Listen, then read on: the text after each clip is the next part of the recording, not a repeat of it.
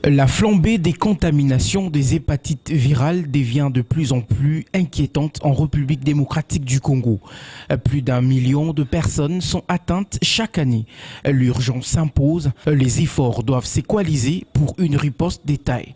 Il est réellement un problème de santé publique en République démocratique du Congo. Je pense que même dans la présentation, vous avez vu, même si je ne l'ai peut-être pas dit d'emblée parce que c'est question de temps, mais il y a des prévalences qui sont importantes, qui dépassent les 10% dans certaines populations clés.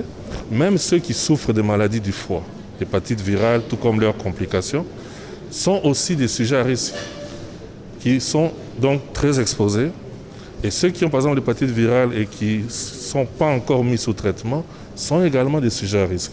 Jusqu'au bout 2030, jusqu'au fond 516, République démocratique du Congo, à Kolonga Hépatite, est un projet de la clinique Astrid des docteurs Pascal Chamala qui vient appuyer les efforts du ministère de la Santé publique dans le cadre du partenariat public-privé dans le but de stopper la montée en puissance de cette maladie qui décime en silence la population congolaise, surtout pendant cette période de la Covid-19 sur qui tous les yeux sont rivés. On avait l'impression que de plus en plus les gens s'occupent plus de la Covid-19 que des hépatites. C'est comme s'il n'y avait pas d'autres maladies qui existaient.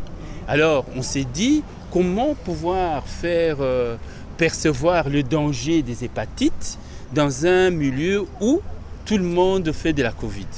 Alors nous avons pensé qu'il était bon que dans notre organisation, nous puissions faire en sorte que le champ de bataille dans la lutte contre la maladie soit la zone de santé. Parce que si la zone de santé est valorisée, on va certainement avoir des activités qui sont des activités régulières de la zone de santé. Faisant d'une pierre deux coups, un dépistage volontaire a été ouvert au public pour connaître leur état de santé.